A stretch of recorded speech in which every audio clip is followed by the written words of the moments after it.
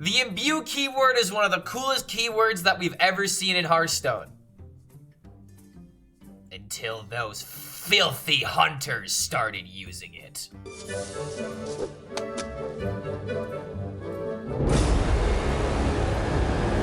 Today we're going to be looking at a deck that honestly I am very happy was not a successful deck on the first day of the expansion. Because after we got the patch, a lot of people were playing Imbue Hunter, and I gotta say, I don't like Imbue Hunter, but that's not going to stop me from trying the deck, really exploring it, and figuring out what exactly I don't like about it. And the true honest answer about Imbue Hunter is that I believe no one is playing this archetype correctly. But before we talk about what I believe the perfect Imbue Hunter list is, let's actually take a look at HSReplay and HSGuru to see what exactly has happened with the meta, because I'm gonna go ahead and warn you guys before even talking about the deck, Imbue Hunter is not a powerful deck according to the meta. Imbue Hunter is too slow in order to be a tempo aggro deck. It's not fast enough in order to be like the fastest OTK around, and it definitely doesn't have the control tools to either control the board or to outvalue your opponent. Because what I have seen a lot of people do with Hunter is that they try to put in a bunch of beasts with like Malorn and detailed notes and all of these other cards. So taking a look at the Imbue Hunter, at least on the stats, according to all of the Hunter decks that are available on HSReplay, it doesn't really look like Imbue Hunter is going to compete with things like Zerg Token Hunter, or even decks like Buff Hunter, which are definitely the most popular Hunter archetypes right now. But then when you look at Imbue Hunter being the third most popular on the website, its win rate is not exactly good, and the lists that people are running, I believe, are even worse, to be honest. I do not believe that any of these lists really make sense, and once you see my list and I give you guys my reasoning for it, I believe that a lot of people are going to start looking towards playing this route of Imbue Hunter, because the way that I see it, it should just be an uninteractive combo deck, because what a lot of people try to do is that they try to put cards like Umbra Claw, they try to fit in the Malorn, there are some lists that run Malorn, like this one for example, to where I believe the only beast that you should be running in the deck is King Plush. The only reason why I believe this is because you have a card that can draw a beast immediately from your deck, and you can just focus on doing the King Plush combo, which is going to be the reason why you win most of your games. I really feel like a lot of these lists have been going in a lot of different directions to try and like play tempo, control, and value all in one deck, and then it turns out that deck is not good at doing almost any of that. And taking a look at the meta, it really feels like you need to focus on one idea, your best idea, and stick to it, because that's what a lot of decks are doing. Menagerie Death Knight. Make a board, buff the board. It doesn't need to run control tools, it doesn't need to run late game, it just has to focus on that early game and making sure you blow out your opponent very quickly. Same thing with Zerg Token Hunter, the exact same circumstance, except for, you know, token-based Hunter mechanics that just go face. Then you have Buff Hunter, which literally does the same thing of just buffing that one card, so that way you can make the gigantic board that cannot be dealt with. Protoss Rogue, lots of tempo. See, you kind of see the points that I'm trying to make here is that all of the best decks right now focus on that one really good thing that they can keep doing consistently, and that's why at Diamond through Legend, these decks are good. But if you take a look at top 1000 Legend, we have Cliff Demon Hunter, we still have Buff Demon Hunter, Starship Control DK is starting to become better than the other Control Blood DK that has been very popular. Imbue Druid has absolutely spiked in popularity to where I really want to talk about this deck, because again, I predicted that Imbue Druid was probably going to be the best Imbue deck, and it looks like after the patch, that prophecy has definitely come to be fulfilled. So Imbue Druid is definitely very good right now, and when we take a look at HSGuru, there's lots of experimentation. And I have to say, man, I think I was absolutely wrong with my assessment of this patch, because there's a lot of balance, there's a lot of variety. The only thing I'm not particularly a fan of is how much aggro there is, and that'll be a conversation for a different day. But the decks that people are experimenting with, Cliff Demon Hunter, Deckless Wheel Warlock is starting to come back, Pirate Aggro Rogue, not particularly particularly a fan of this, but people are honestly experimenting with things. I didn't even notice this Spell Mage, for example. This is why I love utilizing multiple different websites, because maybe now I could go into HSReplay, check out Spell Mage, and see how good this archetype is, but this is just why I love looking at as many deck websites as possible, because you can just really see the whole pie instead of just being like, ooh, only Druid is good, I guess I have to play Druid. So looking ahead at what HS Guru is saying is on top of the Diamond through Legend meta, we have Menagerie Suck DK, Rainbow DK, which I believe is a ham buff DK. We'll have to figure this out once there's more data behind it. Zerg, Egg Hunter, Menagerie, Demon Hunter, Egg Hunter. There's a lot of Menagerie decks that are very good at these Diamond ranks because, again, doing your thing and doing it well is better than trying to have an answer for almost every single deck that you can encounter. And even at top 1000 Legend, the meta completely changes, and now we have Cliff Demon Hunter, Deckless Warlock, Pirate Rogue, Suck DK, and Protoss Rogue as the most powerful decks in the game. But in terms of popularity, it's Protoss Rogue, Suck DK, and still to a lesser extent Tree Paladin, but that number is starting to fall off a little bit, while Druids have absolutely increased their number. I absolutely hate this deck that I have made. I have hated. I just hate it because all I've done is turn my least favorite class into the most solitaire experience that you can possibly make, and I really do believe that this is the best way to play the deck. So let me go ahead and break down what I believe is the best version of Imbue Hunter. So as I stated earlier, the only thing that matters with this deck is mulliganing for your exotic Houndmaster, so that way you can get the King Plush into your hand as quickly as possible, so that way when you start pressing the button, it is only going to go on the King Plush. I absolutely despise the idea of running a card like Detail Notes, which is going to add more beasts into your hand that can, give you more low rolls of not hitting the King Plush. This is why Malorn, in my opinion, is completely unnecessary, because this card will eat up more discounts going into your plush that sometimes you wish you could just play the tempo plush, because this deck is not about just pushing the button until your King Plush is sitting at 30 attack. No. This deck is all about pushing the button so that way you have a King Plush that'll have, like 12 attack, 15 attack, maybe 18 attack or something like that. When you're in a little bit of a pinch, you can play the King Plush, return everything to your opponent's deck, and then you can play Youthful Brewmaster in order to bring the King Plush back so you can do that combo a second time, so that way you buy yourself more time in order to end the game. I do believe that a lot of people were tunnel visioning on either getting their Malorn value, making a gigantic King Plush, and then not playing it until it was an OTK. I do not believe that is how you want to play this deck. The only thing that really matters with this deck is getting the right King Plush at the right time and potentially setting up a 2-turn lethal so that way you just remove everything, and then when your opponent starts pressuring you again, you can just play the second King Plush. I really don't believe that this deck needs to do anything else, and that is why I am including cards like Sleepy Resident, because sometimes you just need that first turn, that second turn of stalling in order to make it to that King Plush pop-off turn. That's another reason why Bob is in the deck, is like a freeze cards. We are running every single stall card here, and if we're not running stall cards, we are either cycling through the deck, we are imbuing the hero power, or we are trying to remove the board with cards like Mixologist or with Spirit Bond. And the other thing that really does matter with this deck is Sing-Along Buddy. Sing-Along Buddy, his stonks have gone up tremendously since Whizbang's Workshop, because now we get to press hero powers a whole bunch, but more importantly, this is essentially your way of ramping your King Plush very effectively. Because with a deck like this, you really don't need to imbue the hero power more than 3 times, so having that curve of Exotic Houndmaster into your Blitterplume Knight into the Flutterwing, it just makes a lot of sense to where, you just have that curve, and now you could focus on keeping yourself alive, removing board, having an AoE, stealing a minion if it's necessary. All this deck is trying to do is to stall time very awkwardly against your opponent, so that way you can play the King Plush and just win the game. It is seriously as simple as that.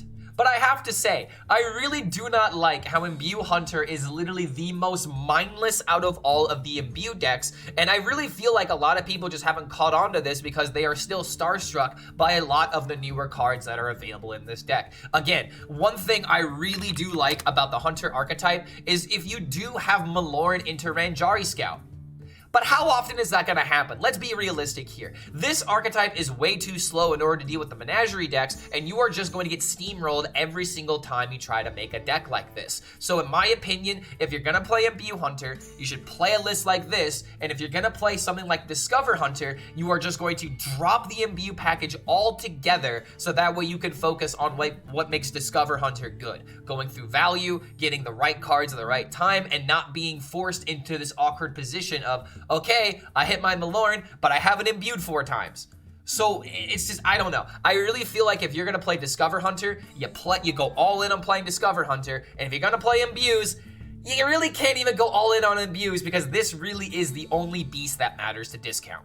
And don't forget, if you do enjoy this kind of content, feel free to like this video, subscribe to the YouTube channel, and check out the Patreon if you want to support the content directly. I really do like the idea of trying decks that I don't like, so that way I can at least explain to people why I don't enjoy these decks, and that's why you're going to see me probably talk about a lot more archetypes that I would usually not want to give the attention to. So thank you so much for making it to the end of this deck breakdown. Let me know what you think about this cursed Imbue deck, and we'll see you for the next video. Alright, just keep the Imbue cards. Hunter has charge shuffle all minions. Yeah, I know, and I don't like this either. As of right now, a lot of people are playing Zarimi Priest. Which I don't want to play that deck, man. There, all better. Alright, here we go. Let's try this again. DK3 blue is very... Wait, triple frost? What are you even playing with triple frost? I don't even think there's a triple frost payoff card. Why are we doing that? Give me your call. High legend players are still playing Protoss Mage? Yep. Yeah. We didn't make these cards weaker. We just shifted the meta, and this deck is still good into the meta. Okay, great top deck. Only curve I care about. Malorn won me a lot of games, turn 6 to turn 7. You should give it a shot. No, I'm gonna prove to you the reason why Malorn is not good. Malorn and the decks that I am seeing. Malorn brings down the win percent. The less beasts there are, the better the deck performs. And keep in mind, I don't want to be right about this. I really don't want to be right about this, but I hate to say it, but I am. Imagine if I had Malorn in my hand to not guarantee the King Plush on turn 5, going to a 12/6 minion. Give me your paw.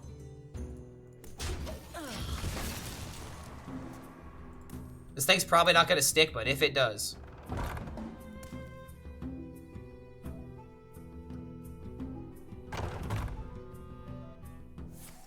Oh my god, really?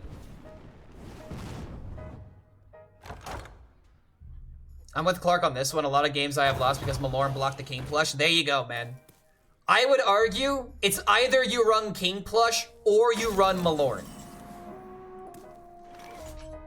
And I don't even think it's close. The roots lend their strength.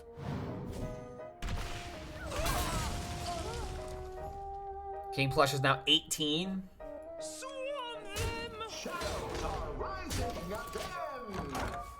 Do you see what I mean about this deck and why I don't like it? Where like it rewards more for less innovation. It rewards more for less brain.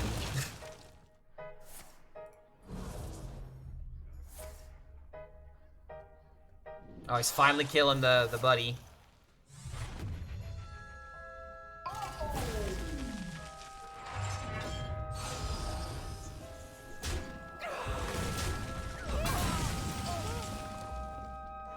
Awaken. So this is 18 damage that I could just send to the dome right now. Only reason I have to think about this is because I gotta think how much damage this is. So this will be 9 if I push button, and then another 12 if I push button again. So that's 30 damage in the next 2 turns. So we just do it.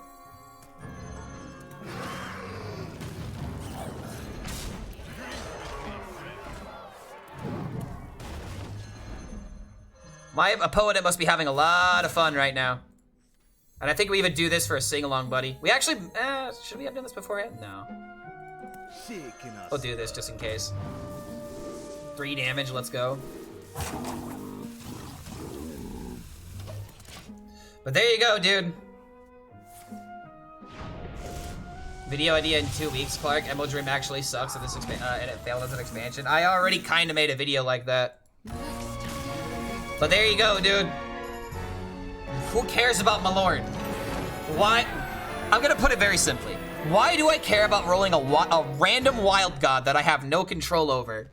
And I also need to imbue 4 times before it starts becoming good, when literally I could just do what I did there. The imbue didn't go above 4. So yeah. This is the deck. This is why I despise it. It's so just nonsensical thinking. It's just so goddamn easy. So yeah, just brainlessly mulligan for the imbue cards. Oh yeah, Tree Paladin is pretty good. We'll talk about that deck probably tomorrow in tomorrow's video.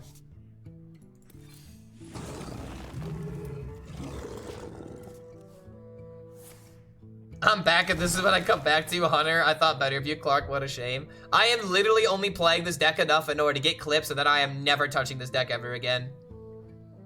You gotta play decks you don't like, so that way you can keep yourself non-biased. That's my philosophy. If I could explain to a Hunter main what's wrong with their class because I have tried it and I didn't like it, that speaks more than never touching the deck and just complaining about it. You gotta know what's problematic about the deck, but in order to know what's problematic, you gotta play it. So the next time you don't like a deck and you think it's too broken, try it yourself. See how broken it actually is. Yep, we are clip farming, that is true. I gotta do a lot of editing over this weekend. They went too light on StarCraft, I'm annoyed by it. I am too, buddy, trust me.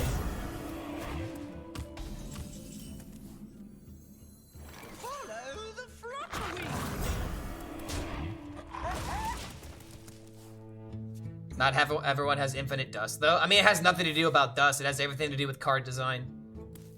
I'm not gonna diss someone for liking this deck and playing it, but I will say that this deck is not what I want in Hearthstone. I don't fault the player, I fault the game, which I feel like more people should do. Give me Sing-Along, buddy. Or Youthful Brew, that is also good.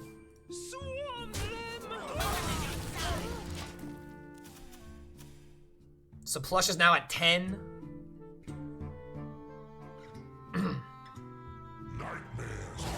Which means next turn it'll be at 14.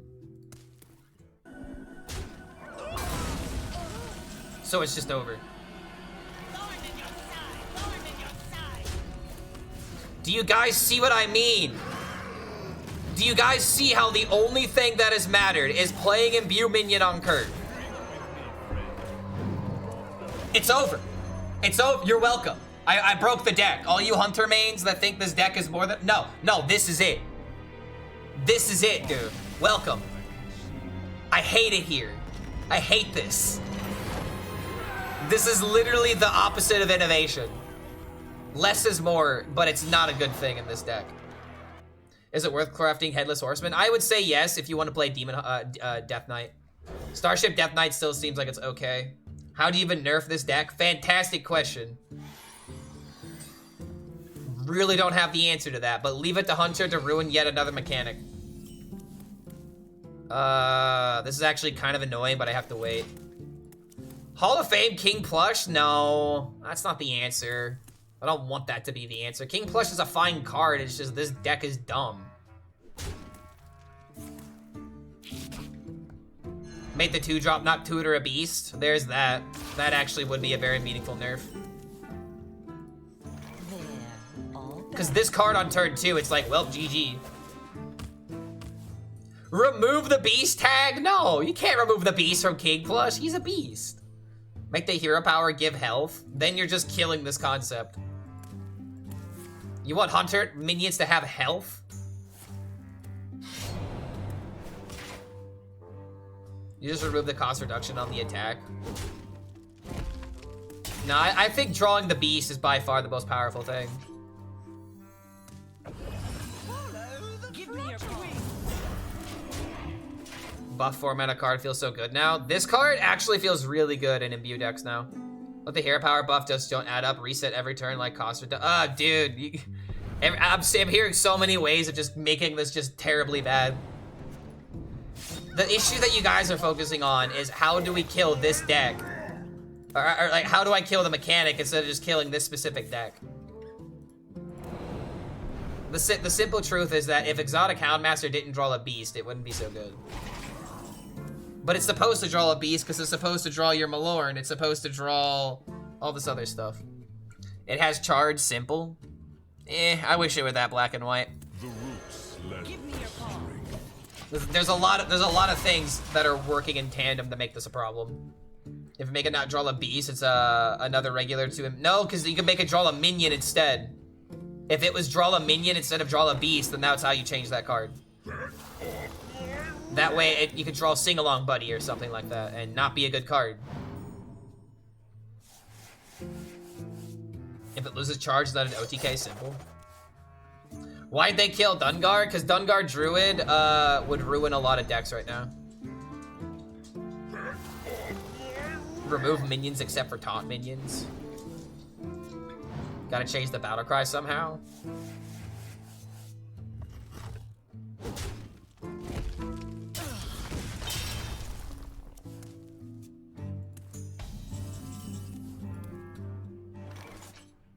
So this goes here for sure.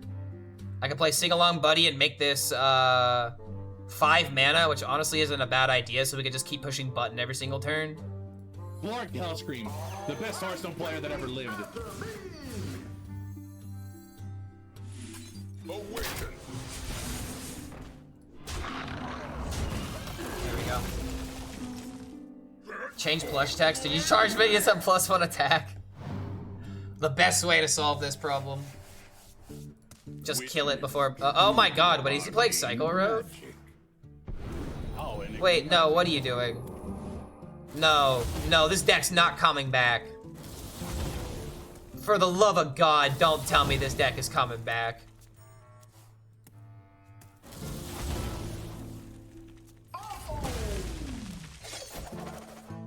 Okay. Fantastic. Love it. Love it.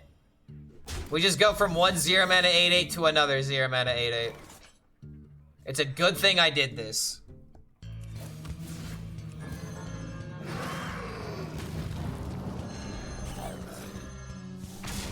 Might have been an argument to fetch for the Youthful Brew.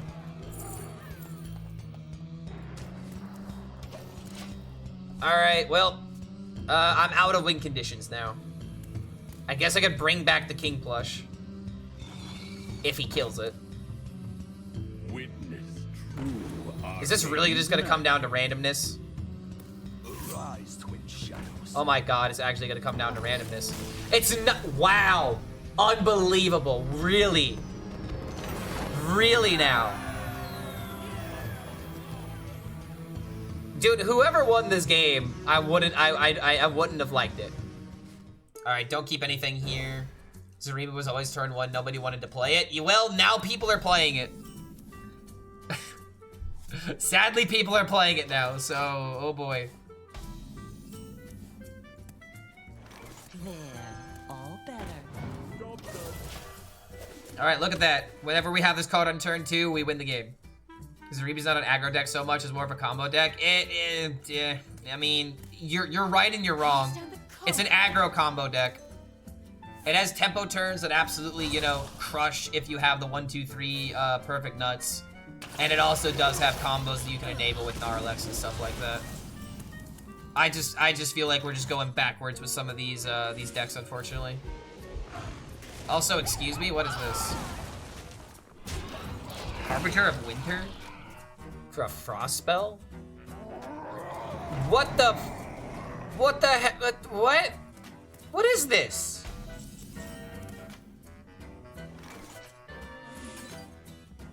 Monkey? I mean, this is just still the best turn. This is an aggro Death Knight, I guess. I mean, or tempo at least. Was it Frost Double Blood, maybe? I mean, dude, okay, is this like tempo, but it has like control tools? Is that what's going on here? A+ for creative. Oh my god, it's double frost. Wait, no, that's right. It is double frost because of Horn of Winter. Yeah, it's double frost. Wait a minute. No. What's happening here? Bro, I think you might have left the oven on for too long.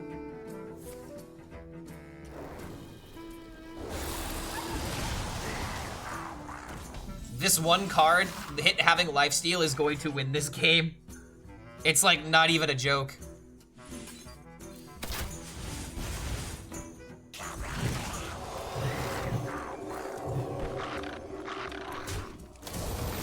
This feels like I'm fighting a child right now. Like I see what they're doing and I see the vision, but his drawing is made of crayon, you know, where you're just like, yeah, I can't think of another analogy, but it feels like, oh my god, no, what is he? Bro, what is this? This isn't fair. This just isn't fair, dude. What even is happening here? It's just oh my god. Oh my god. I'm not letting him win. I have to teach him a lesson. I'm so sorry, Magnus.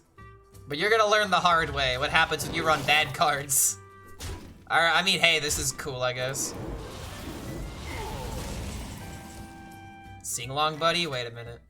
I mean, I definitely have to King Plush here. We just have it for next turn, though. Dude, they might actually have to make King Plush 10 mana. I mean, I don't know. Maybe they increase his mana cost to make it less powerful. Well, there you go. Is Warrior any good? I have not really been seeing good Warriors. Keep in mind, we also have Sleepy Resident, Sleep Along Buddy into this. This game's just over. I feel so bad for my opponent right now. Because, like, hold on, Death Shield is an elemental, right? Imagine if this thing was an undead and you could give it poisonous. That would be, ugh, that'd be disgusting good. Clark, you just broke the meta. Fuck you, you were the chosen one. Dude, I've been talking about how dumb this deck would be if it was tier 1. And then the deck became popular on stats. I looked at all the lists. The lists were all garbage. I'm sorry. People are playing this deck already. It's just a matter of time before they figure this out. I might as well just prove that I know what I'm talking about, right? I might as well just prove it to people that, like, damn, man, this guy is just continuously right. I wonder why he's right time and time again. I wonder how he's always correct. Yeah, Clark could be right. What? I know, right? Crazy concept to consider. And now he's just out of gas.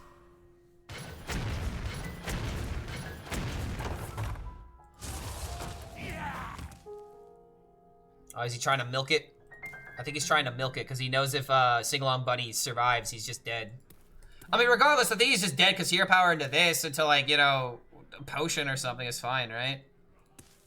Leeches never sleep. If a minion has attack, it can have summoning sickness. Like, if it has 0 attack, you could still give it summoning sickness. He made the wrong play. Literally didn't. He literally didn't know how to play around it. He literally didn't know how to play around it, dude. Are you kidding me? He literally didn't know how to play around this. Yeah, all better. Oh my god, this is so sad. This is unbelievably sad how effective this is. Deal 3. Just in case the plush dies, there's a chance. It's not likely though. There's another Sing-Along Buddy. It's just over, dude. That draw better be insane. Okay, I mean, the charge would be okay. Anything that helps him kill the plush.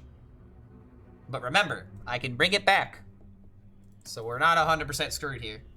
Clark secretly enjoys those decks. I'm just trying to prove these decks are bad to try and get them nerfed as an excuse. I mean, if I really did enjoy this deck, I'd be playing it more off stream. You would see big number in the corner up here, but you never see big number when it comes to these decks. I never make it past like 10 games with a deck like this. Once I understand how it works and how it wins, and knowing this is going to be the typical experience, I don't keep playing decks like this. He should have hero powered. Oh wait, that was charge? Oh, wait a minute. Oh, that's so sad. Hit the right percent, hit the wrong minion. I don't know, man. I really don't like this deck existing, and I hope that I had enough time in this video in order to tell you guys why I don't like this deck. Yeah, where's the board-based meta I was promised? This King Plush deck completely invalidates that promise. So, I would highly recommend not playing this deck, because I don't like it. But if it ends up if Imbue Hunter becomes good, this might be the better way of playing it. So, yeah. You guys create the meta that you want.